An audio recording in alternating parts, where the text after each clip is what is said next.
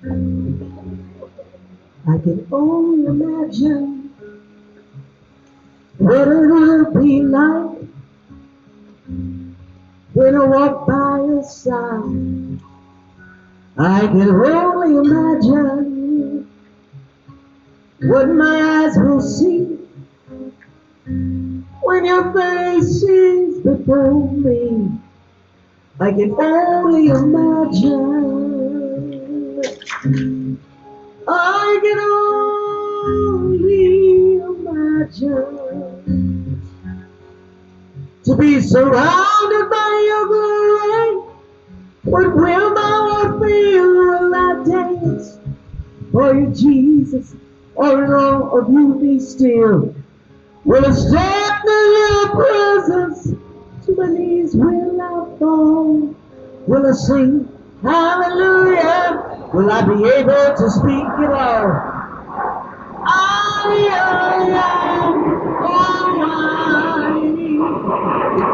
can imagine. I can only imagine. Now when that day comes and I find myself standing in the sun, I can only imagine when all that I will do is forever, Lord, forever worship you. I can only imagine. I can only imagine to be surrounded by your glory. What will my heart feel? Will I dance for you, Jesus? Or will you be still? Will I stand in your presence? To my knees will I fall? Will I sing hallelujah?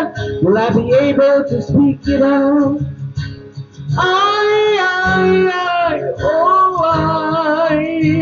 I can only imagine. Surrounded by your glory, what will my heart feel? Will I dance for you, Jesus? Or in all you be still? Will I stand in your presence? To my knees will I fall? Will I sing hallelujah? Will I be able to speak it all? I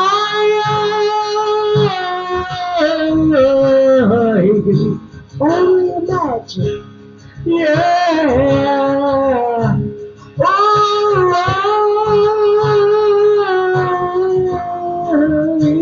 I can only imagine. Yes. Can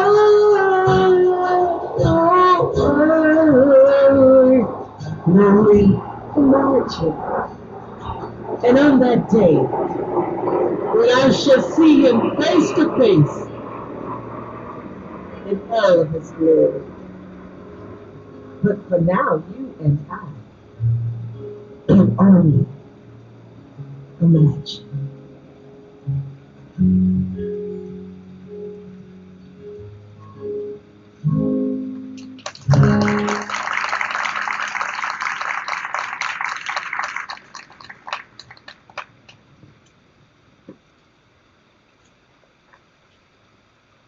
Hi, ladies and gentlemen. I'm Todd Bailey, the Special Projects Coordinator here at the Air. Can you hear me?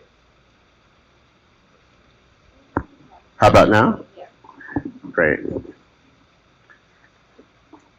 I just wanted to say welcome, thank you, congratulations. We've all made it to this point. We've been through a lot. Thank you for your resilience, your patience, our figuring out how to be together apart.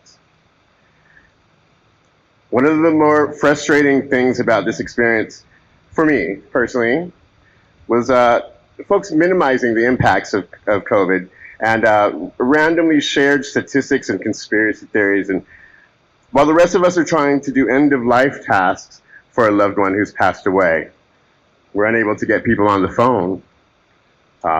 It was very difficult. The beautiful voice you just heard was my mother, Joyce Bailey. She survived COVID, but she lost her sister.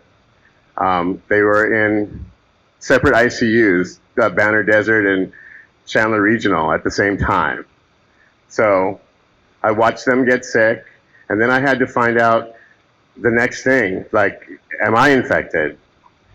And I'd like to thank, one of the first moments of sanity was being able to test and find out that I was. And I want to thank Embry for that, because I had somewhere to go. I had somewhere to go for a moment of sanity. I hope you love that sound. I love that sound. That's life moving, right? Thank you for coming here. Thank you for gathering. Thank you for being engaged. And we just wanted to come and thank you and celebrate some of you that have worked really hard through this whole experience. I'd like to read a poem called The Dash by Linda Ellis. I read of a man who stood to speak at a funeral of a friend. He referred to the dates on her tombstone from beginning to the end. He noted that first came the date of her birth and spoke of the following date with tears. But he said what mattered most of all was the dash between those years. For the dash represents all the time that she spent alive on earth. And now only those who loved her know what that little line was worth. For it matters not how much we own, the cars, the house, the cash. What matters is how we live and love and how we spend our dash. So think of this long and hard. Are there things that you change? For you never know how much time is left. We still might be able to rearrange. If we could just slow down long enough to consider what's true and real, and always try to understand the way other people feel.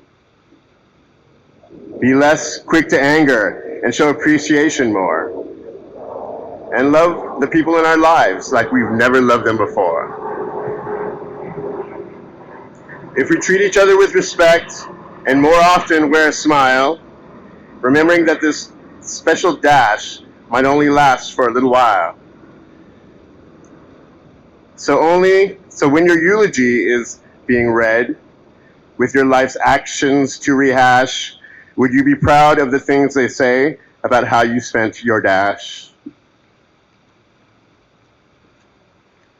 Thank you.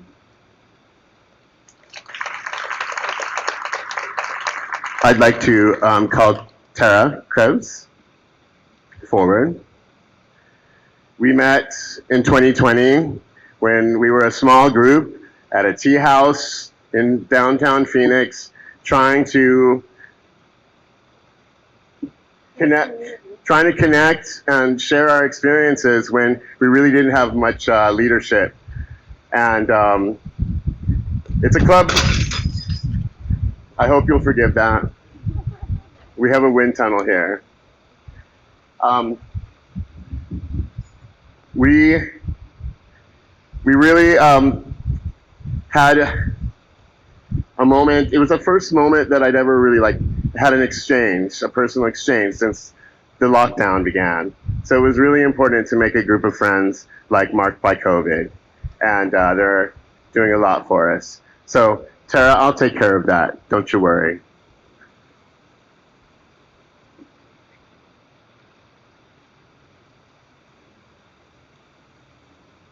So I'll just let you guys know, first off, you'll be lucky that I will not be singing you a song at today's gathering.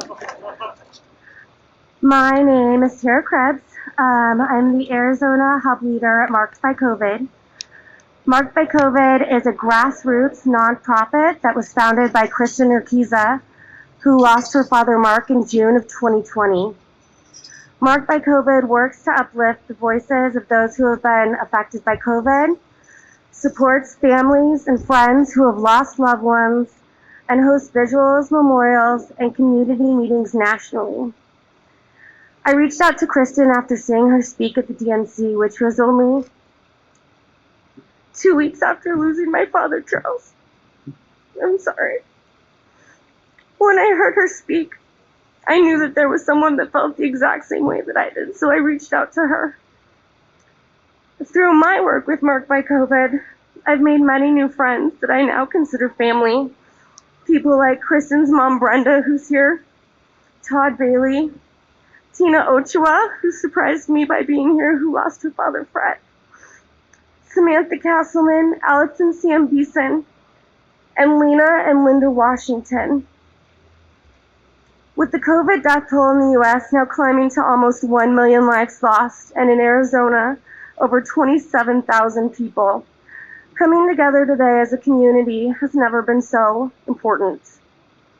Prior to the pandemic, people had the opportunity to grieve with their family and friends and celebrate the lives of their loved ones.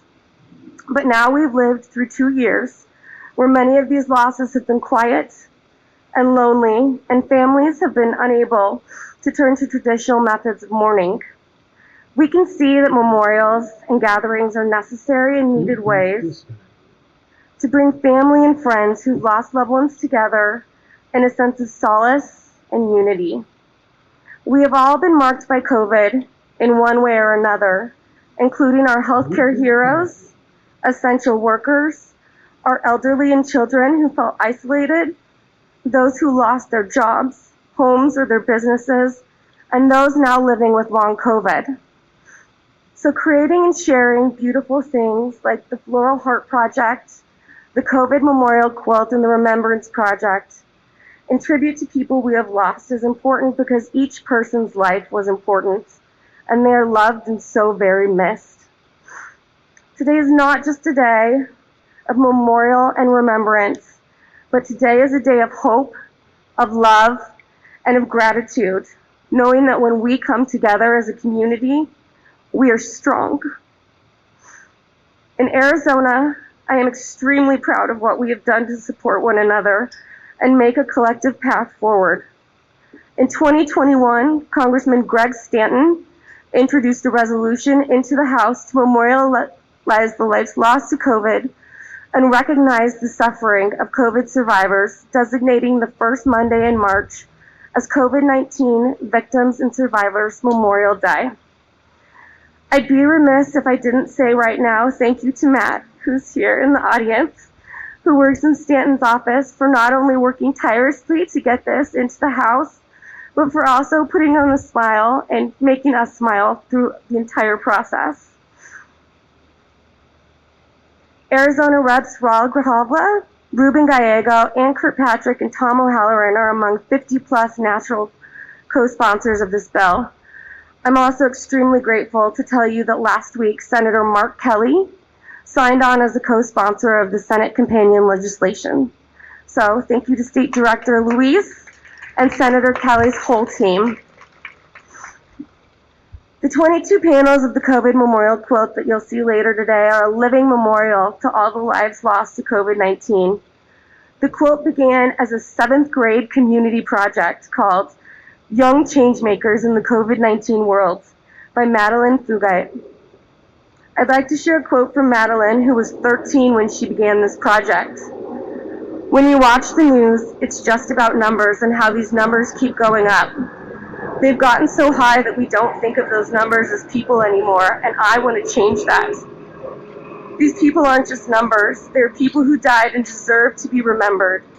Behind every number is a person who had a friend and family who loves and misses them. There's definitely a wasp right there.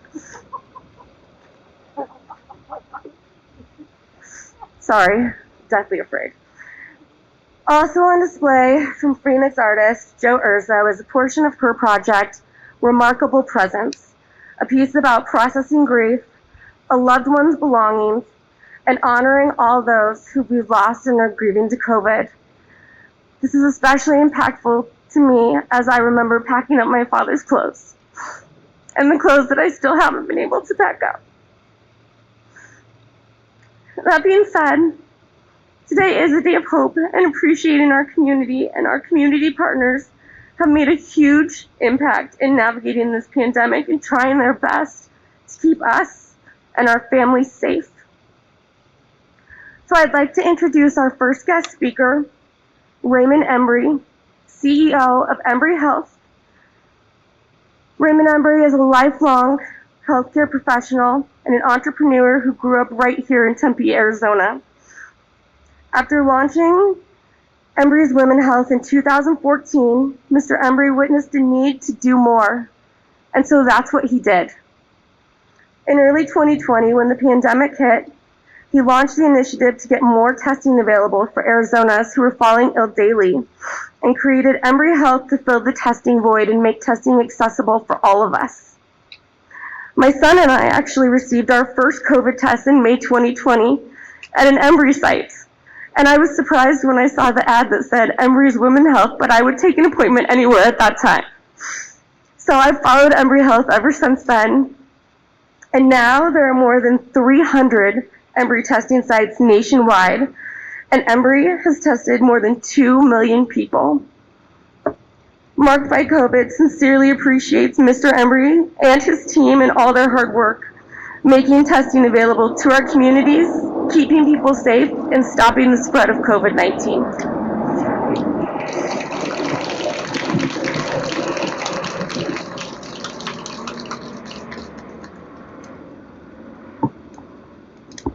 Wonderful. Thanks. Thank you so much, Tara, for that introduction.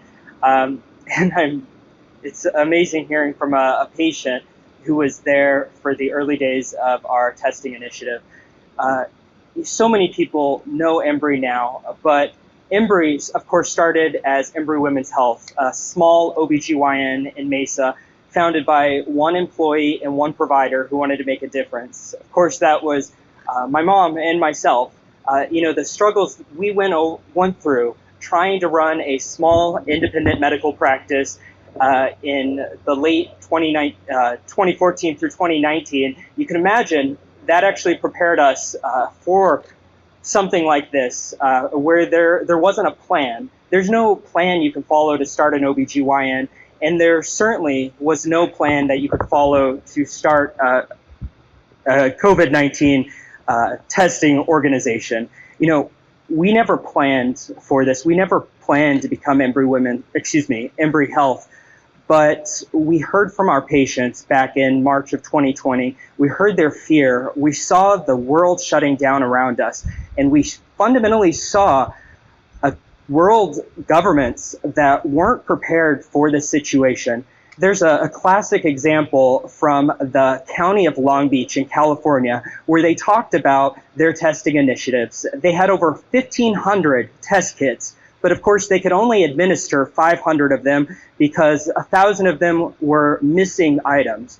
And those type of things started this idea that you needed special test kits. And that just wasn't the case. All a test kit is a swab, a vial, and transport medium.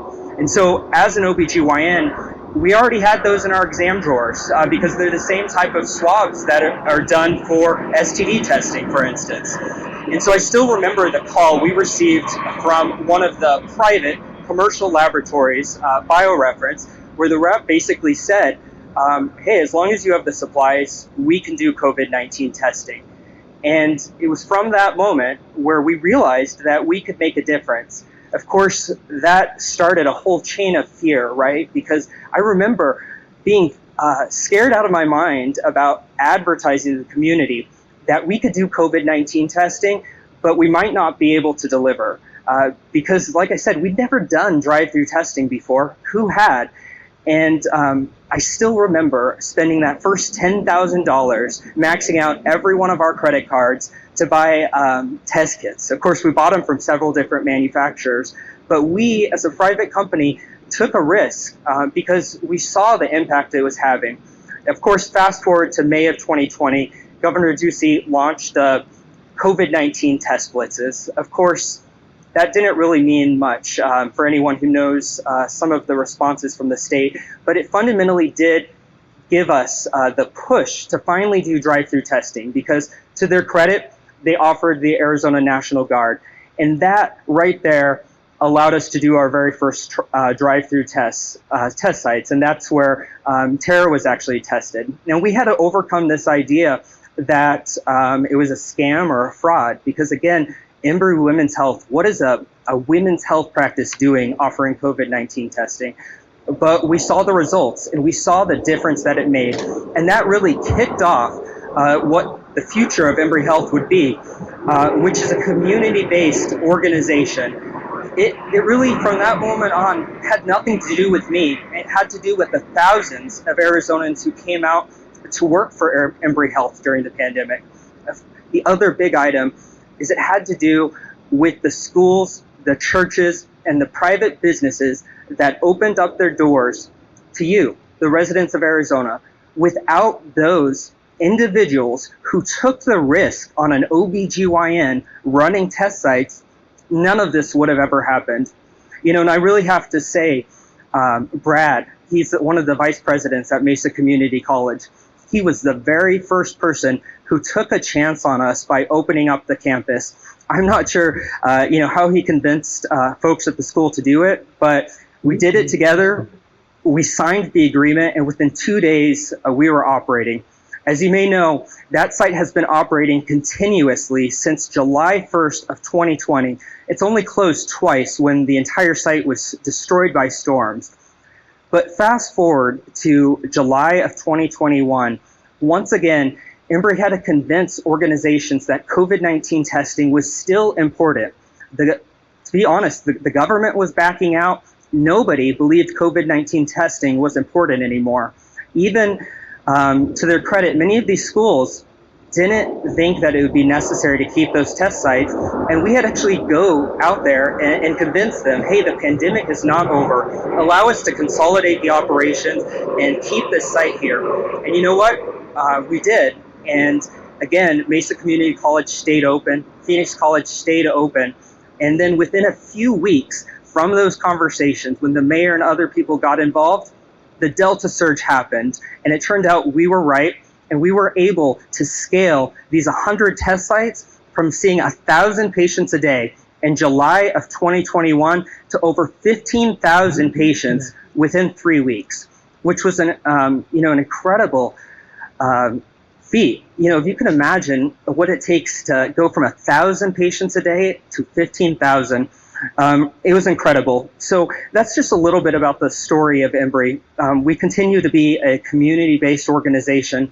I really have to say and remind everyone that we are fighting, we're essentially in a war. We're fighting a virus that is unseen, and it is absolutely the wrong time to announce mission accomplished.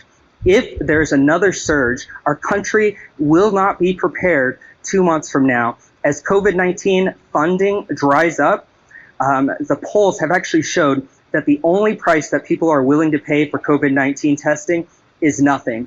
If people do not have COVID-19 testing available for free, they will not get tested, which will put you, your families, and your loved ones at risk.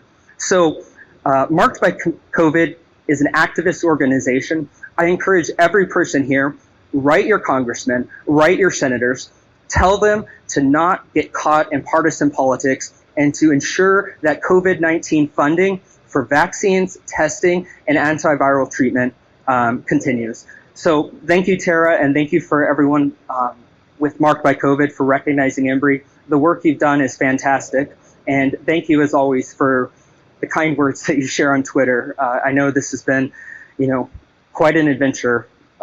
Adventure is the wrong word. I apologize, but it's been 2 very long years. But thank you for everyone with Embry who's here and everything you've been able to do to help Arizonans and now folks across the country. Thank you.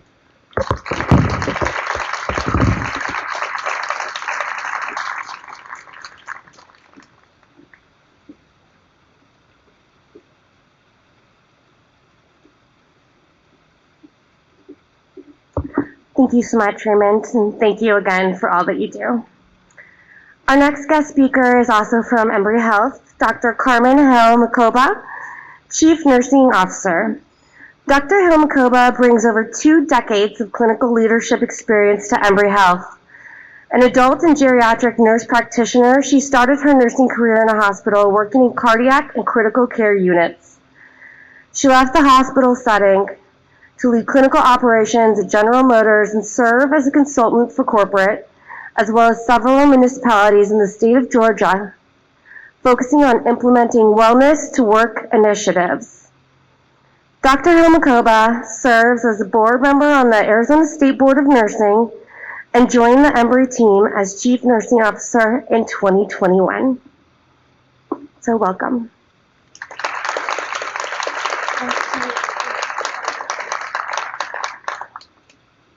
Good afternoon, everyone. So thank you for the accolades there, but I join you today as a provider, as a mother, as a sister, as a granddaughter, and as a COVID survivor. So this is personal for me. A couple of years ago, I, despite being careful, came down with COVID and ended up being hospitalized and sort of bargaining with God like many of you and your family members did, just begging for a little bit more time because I felt like I had more to do.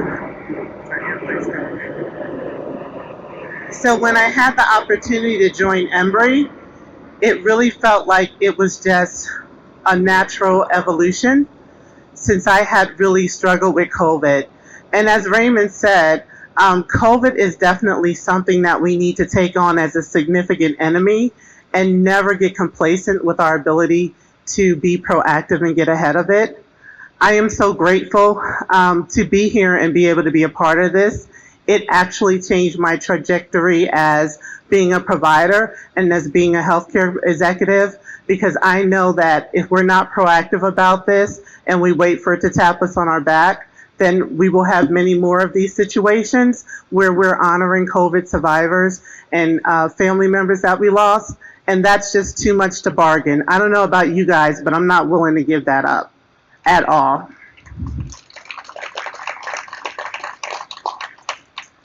So this is the thing now, like Raymond said, with testing and other things, yes, we do have to go on living. We've been blessed to be survivors of COVID, right? I'm blessed to be able to see the sunsets every day that I would not have or didn't have before. I'm blessed to take a moment and look at the oxygen tank by my bed, which I keep as a constant reminder that this is not over and you have to kind of fight. And you have to fight to win. This is not everybody gets a trophy.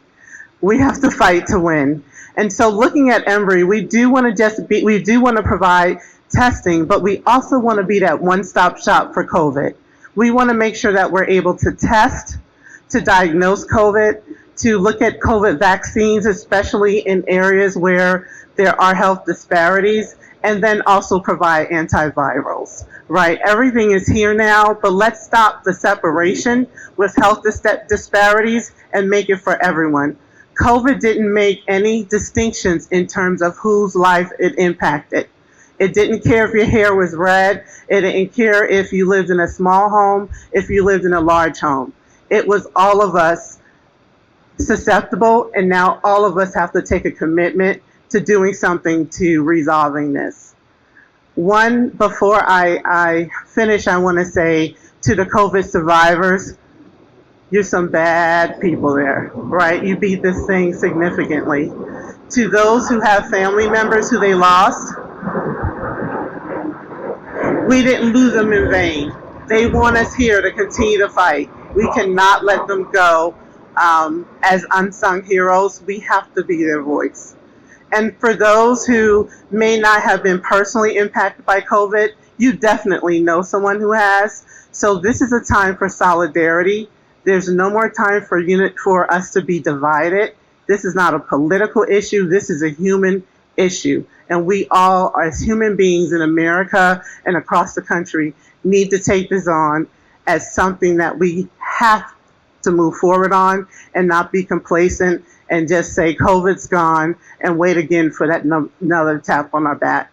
So I really appreciate being here. I hope that everyone joins the cause, because this is something significant that we have to take serious, and we have to lock arms together and do it in unison. So thank you today. Thanks for your time.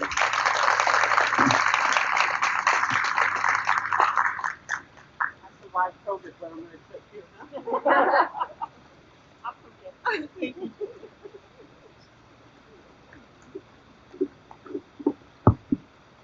Thank you so much, Dr. Kerman. Not only are you completely dynamic and amazing, but let me just say how lucky I am that you are on the side that I am looking at COVID, because you're very impactful. Our next guest speaker will be Will Humble, Director of Marketing, Public Relations, and Executive Director for the Arizona Public Health Association. Mr. Humble is a strong believer in using evidence-based health policy as a means to improving health outcomes, and he has been extremely dedicated in this work since the onset of the pandemic, making sure that our communities received correct information and accurate data. His continued hard work gives all of us marked by COVID so much hope for a happier and healthier future moving forward. Mr. Humble's 30 years in public health include more than 2 decades at the Arizona Department of Health Services, where he served in various capacities, including as agency director. Most recently, he served as health policy director at the University of Arizona and continues to be involved in health policy in his role with ASPC PHA and as adjunct faculty at the University of Arizona's Mel and Enid Zuckerman College of Public Health. He also has a really good sense of humor, so there's that. Welcome, Will.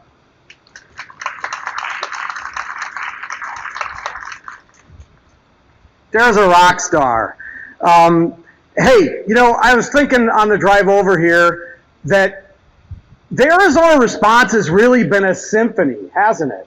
I mean, so many people from so many places really stepped up. Raymond, you stepped up. You talked all about the testing, but you didn't talk about the vaccines. They were setting up vaccine tables in Old Town Scottsdale at midnight so folks, when they come out of the bars and stuff down there, can get vaccinated. They were out there in rural Arizona where there was nowhere to get a vaccine and where they set up testing sites, but there's so little volume that only somebody who's doing it for the right reason is out there. They're not out there, you know, on a volume basis. They knew they were going to lose money in those rural places, but it was important.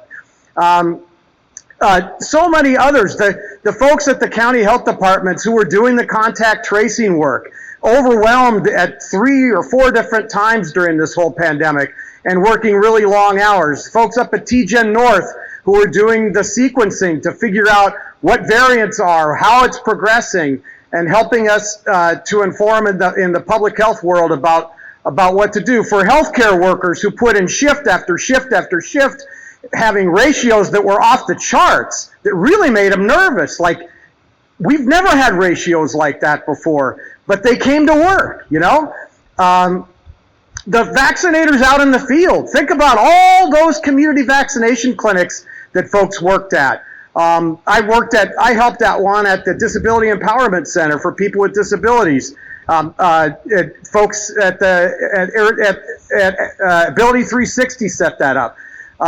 It's just, there's been such, it's a symphony. That's the only word that comes to my mind. It's a symphony of people that have really been pressing this entire time. And the reason I'm talking about this is because look at what Marked by COVID has been doing.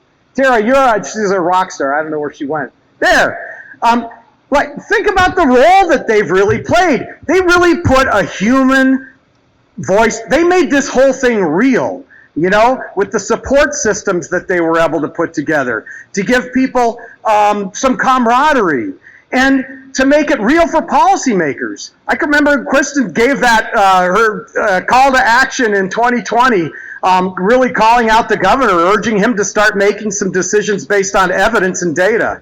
And so they've been a really critical part of this. And so thank you, Marked by COVID, for everything you've been doing and what you continue to do. All of you. My role has been kind of to be a big mouth, I guess you'd say. And I found myself in a really unique position, you know, because I was the former state health director. I worked as the director during the Brewer administration, and Governor Ducey asked me to stay at the beginning of his administration, and I did stay for about 6 to 8 weeks before I figured out this was not going to be a good match for me, and I left. And so I knew a lot of the journalists, and I'd been in the public health world for a long, long time. And about 2 years ago, probably this week, is where the stay-at-home order hadn't started. The initial stay-at-home order hadn't started yet. We maybe had gotten a case or two in, I think, Pinal County were some of those initial handful of cases. And I was giving a guest lecture down at the U of A College of Public Health. And after the guest lecture, one of the faculty came up to me. There was a little buffet table there, and he said, "Let's have some tacos and go back to my office." And we go back to his office, and he said to me, "Yeah," he said, at the time we were calling it the coronavirus. I don't even think COVID-19 was a name yet. "Yeah, this coronavirus is really getting a lot of media attention. There's a lot of journalists that are asking for interviews of our faculty because they've got virologists, epidemiologists. I mean, they've got some really talented faculty down there at the College of Public Health that knew a lot about what we were about to face. We didn't know it was going to be another 2 years, but they knew a lot about helping to inform the people of Arizona about what was going on." And he said to me, "Yeah," he said, "but we got this call from the governor's office, and they told us that all media requests from now forward are to be referred back to the State Department of Health Services, and Dr. Kara Christ is going to be the person that answers all the media questions." And he said this in a really nonchalant way. And I remember my head basically exploding, thinking, that is not going to happen. Because up until this point, I've been getting interviews, and I was just doing interviews on background. Like, that means when you're talking to journalists where you're not intending to be quoted, but you want to try to help them understand an issue, And I was off the radar in background, and I was turning down, media requests and stuff because I thought, I'm not the health director anymore. I'm going to let them do their work. But when I heard that they were going to have one person tell the people of Arizona what was going on, I'm like, no, I'm not going to let that happen. And so when I started saying yes to the interviews, and if I didn't know the answer to it, I'd find Dr. Bob England who would know something about it, or some other person who didn't work for an entity that was told not to talk. And so that's how this all started. What a journey it's really been. And I have to say, Marked by COVID, you guys, again, thank you for everything that you've done. Sadly, we didn't need to lose as many lives as we lost. I think all of us here know that. And despite all the work from all of those folks that I just talked about that really stepped up over these last 2 years, there were some real opportunities policy-wise that didn't happen. And the evidence was really clear about what we needed to do. In that summer of 2020, when we came out of that stay-at-home order without requiring bars, restaurants, and nightclubs to put in some basic mitigation measures like capacity limits and masking, we knew by then that how important masks were. We didn't do that. And that's why Arizona ended up being #1 in the whole world in July of 2020. And I know some of the quilts in there are from July of 2020. And it was because the bars, restaurants, and nightclubs, not the only reason, but a big reason why, is because they didn't have to, when they opened back up after that stay-at-home order, they were recommended to follow those CDC mitigation measures, but there was not a requirement and therefore no enforcement. And so they did what they wanted. And it looked like Mardi Gras. And that virus amplified in the community, and it started infecting older persons especially who had never went into a nightclub. But that chain of transmission started in the nightclub. And it killed so many people that summer. And a lot of it could have been prevented. And the same thing goes for the winter of 2020, 2021. Those same environments, closed indoor environments with alcohol, with poor ventilation. We knew by then, we knew that those were the real amplifiers of this virus. And yet, they were open with impunity. You guys remember seeing there was no enforcement of any kind of mitigation measures. And what happened? We ended up worst in the world again in Arizona for a second time in crisis standards of care in our hospital system. Again, simple policy interventions could have made such a difference, and yet the governor refused. You know, even without the evidence was there. It's one thing to make a mistake because you don't have the evidence, but it's another thing when you have the evidence and you still don't make the responsible decision.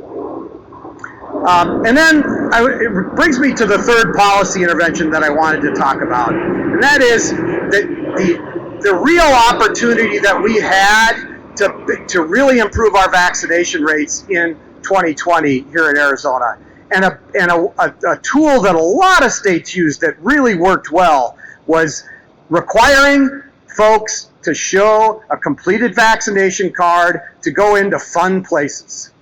Bars, restaurants, nightclubs, museums, symphonies. Showing the card gives a powerful incentive for people to get vaccinated. And in the states that made that choice, their vaccinations were a lot higher. And as a result, that third wave, the Delta wave, would have been a lot less lethal in Arizona because we would have had so much more vaccination in people's arms in the community. And in closing, I don't know what else to say except thank you, for all of you out here, for caring the way you do. Thank you, Marked by COVID, for all of what you've been providing to the community and for your leadership. And thank all of you, whatever your role has been over these last 2 years, for the work that you've done for the people, because you care. And it has made a real difference. So, I don't know what to do next. You take it over.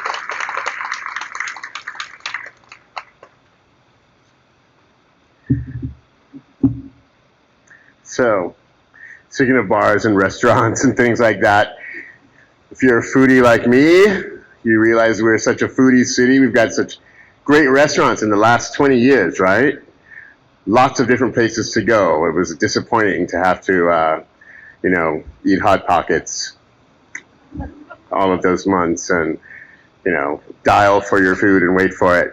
But I would like to introduce Lizzie Kim, Chief Legal Counsel for Fox Restaurant Concepts, as an example of, I got to hear her story of how,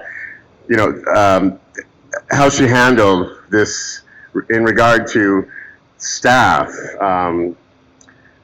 And I'll let her explain her own words, because I thought it was exemplary of how to take care of your people, your employees and your guests. And I'd like to thank my agency as well, AHS, because when I came back to work, there was a big partition to protect me from guests, so we could continue to greet people into our beautiful museum, things like that. So without further ado, I'm going to introduce you to Lizzie Kim.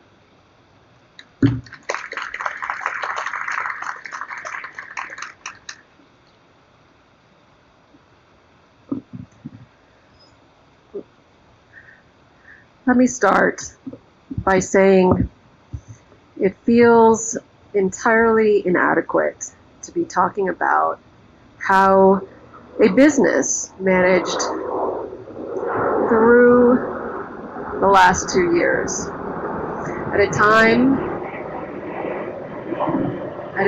when we are closing in on the loss of almost 1 million lives just here in the United States.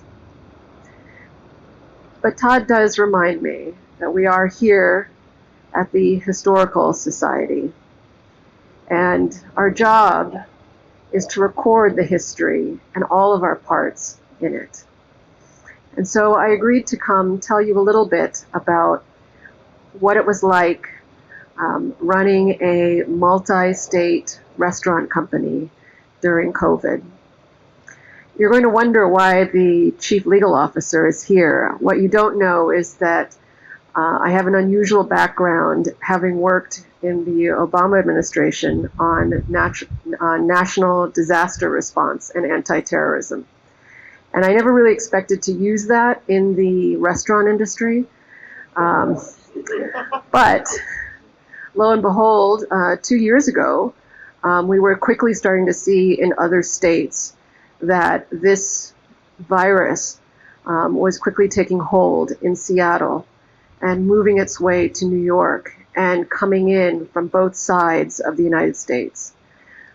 We could see what was going to happen, and our team started meeting twice a day, once in the morning and once in the afternoon, every single day, 7 days a week, to try to become amateur epidemiologists and try to understand what were we facing.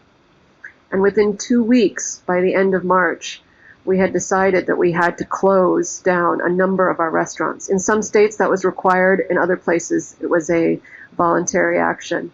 And we went very quickly to go. It was the first time in the history of our 23-year-old company that we had to lay off a tremendous number of people. We ended up laying off 3,500 employees around the country in a matter of 3 weeks. And my employees are not all 18-year-olds who are doing this while they're in college. Some of them are employees who've been with us 20 years and have made their career with us. And there is no guarantee that the loss of that wage that week wasn't going to dramatically affect their lives. And so we quickly had to learn to become our own social service network. And with the help and donation from a number of our employees, including our founder, Sam Fox, but also a number of our guests, we were able to quickly raise almost $1 million and create a fund that we could make available to our furloughed employees. Along with the fund, which we had to learn to administer in English and Spanish as quickly as possible, and to make that accessible as quickly as possible to some people who are not very computer literate. Along with that, we very quickly decided, we couldn't exactly keep servers, for instance, in our restaurant at a time when there were no dining rooms that were open. But we could at least feed them. And so we quickly figured out how to send gift cards to all of our furloughed employees and tell them, we know we don't have work for you right now, but please come in. Please come in so that we can actually feed you and your families. And we would send those gift cards every 2 weeks to all of our furloughed employees around the country and invite them to come check in on us, let us check in on them. It's a strange time to think back on what things were like 2 years ago. This was before unemployment insurance was raised to a relatively livable emergency wage. This was before there were loans that were available to businesses. It was a time when we were literally looking at exactly how much money we were losing every week and how long this would last and how long, we knew what date we would no longer be able to survive. I think this is true for so many businesses in all different categories. But on a happier note, what was extraordinary is to see the incredible generosity of the public, of my fellow employees, the incredible kindness. At the time when we were creating to-go packages, we had so many guests who came in and said, I will fund a to-go package. I will pay for a to-go package to be sent to a healthcare worker at any of the hospitals here in the Valley or in whatever city they were in. And so we were able to quickly make that an offer that we gave to the public. If they purchased a meal, we would actually donate a meal. It was an extraordinary thing that this came as an idea from our own guests. And there are so many stories, but let me, as one of the last speakers, just conclude with this. Raymond probably doesn't remember. Embry probably doesn't remember the last time we saw each other.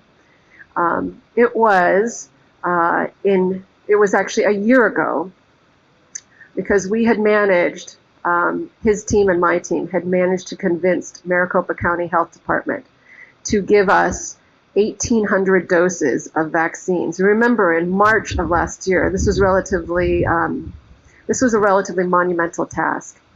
And we promised the county that what we would do with those doses is that we would fund our own vaccine clinic. And we did. We had a 2-day vaccine clinic at Culinary Dropout, not far from here in Tempe. And of course, we invited all of our employees to come get vaccinated. But we also invited members of other restaurants in the community, smaller restaurants that frankly couldn't have afforded to put something like this on, and particularly minority-owned and women-owned restaurants in this community, and particularly the Asian American-owned restaurants who had, because of different biases, their businesses had suffered disproportionately because there was this sense of revenge on companies that were Asian American or forwardly Asian American, a completely ridiculous idea that that's somehow associated with COVID. And so that day when Raymond came with his staff, I will tell you that he in the morning had on scrubs because we had 9 stations. We were going to vaccinate 1,800 people in 2 days. And then when we asked him to take a call from to speak to the media, he had to quickly put on actually a suit. And then as soon as he was done, he was back in his scrubs because we were going to vaccinate all of those people. It was a moment of great hope and a turning point for so many people in the service community. And so, Raymond, I wanted to thank you again for being our partners in that. So here we are, a year later. I want you all to know that as hard as this is, things are getting better. Don't underestimate the stories that are out there and the generosity of the people around us. And thank you for listening to me today.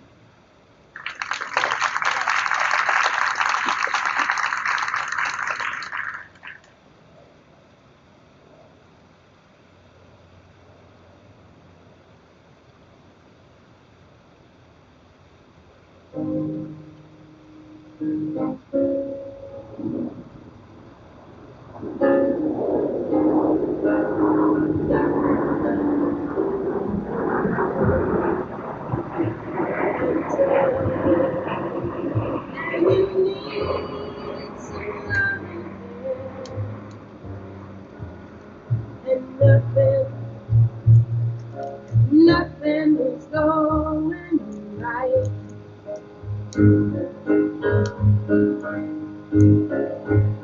Close your eyes and think of me, and soon I will be there to brighten up even your darkest night. You just call out my name, and you know wherever I am, I'll come running to see you again.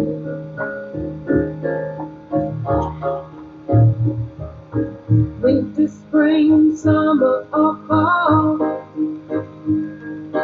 all you have to do is call, and I'll be there. You got a friend.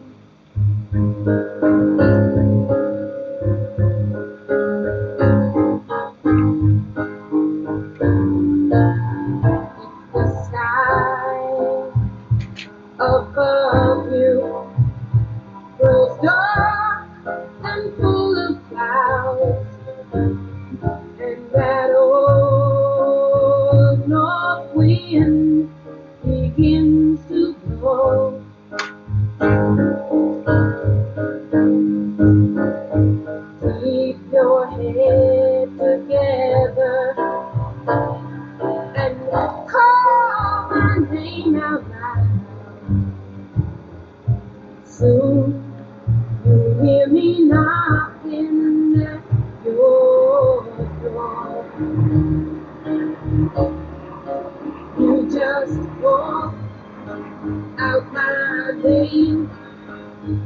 And you know, wherever I am, I'll come running again to see you again.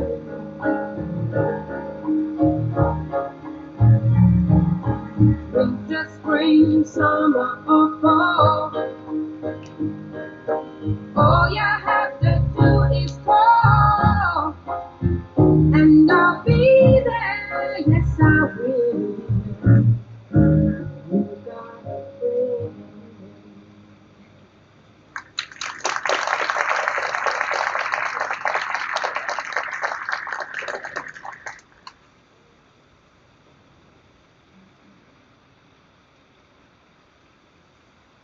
That was for all of you angels in the healthcare industry. Thank you so much. You know who you are, you know how hard you work, and that was a gift for you. That was Natasha and Bobby.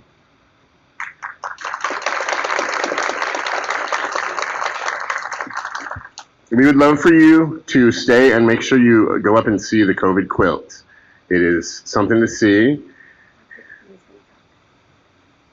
And the artist Jen Urso, she's created, we have a portion of like 17,000 suitcases, little suitcases that have obituaries that, well, you'll see. Please stop by and see this exhibit. She worked very hard on it, and it's very profound. At this moment, I'd love to ask Dr. Brecker to come and have a few words on behalf of the agency.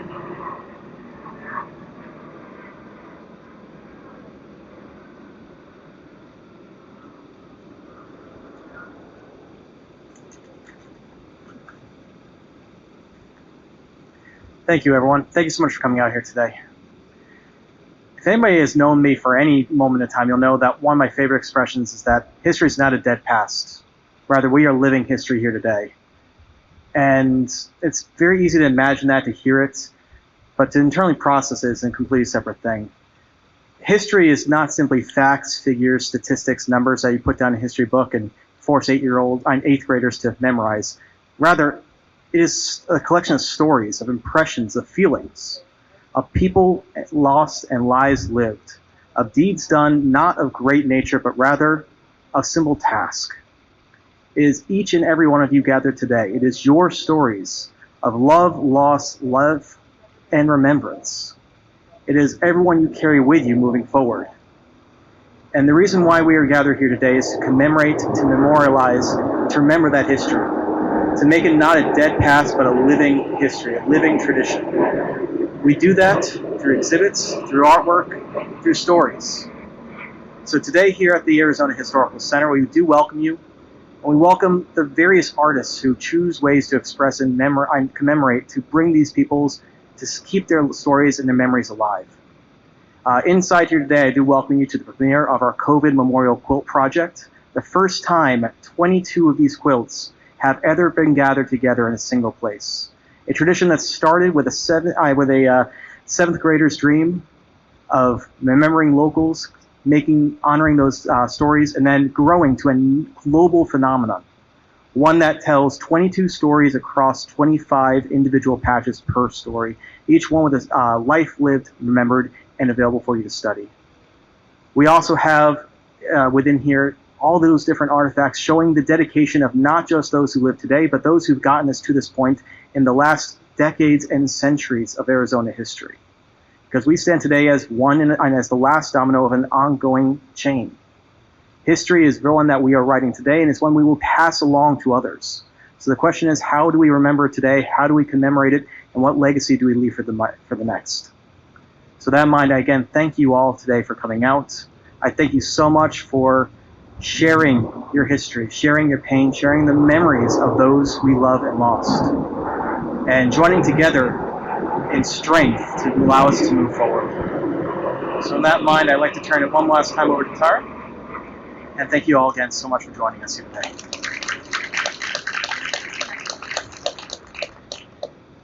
Thank you, Dr. Brackner. So I just wanted to pop back up and thank the Arizona Historical Society and the team at the Arizona Heritage Center.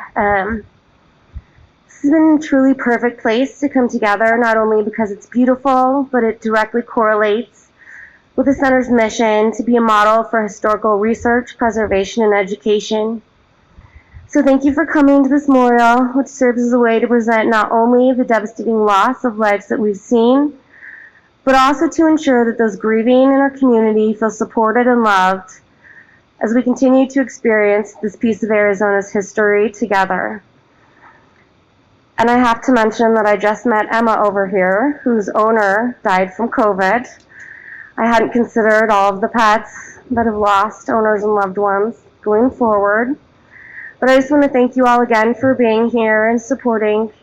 It means a lot to everyone in our community, and it means a lot to me too. And I love you.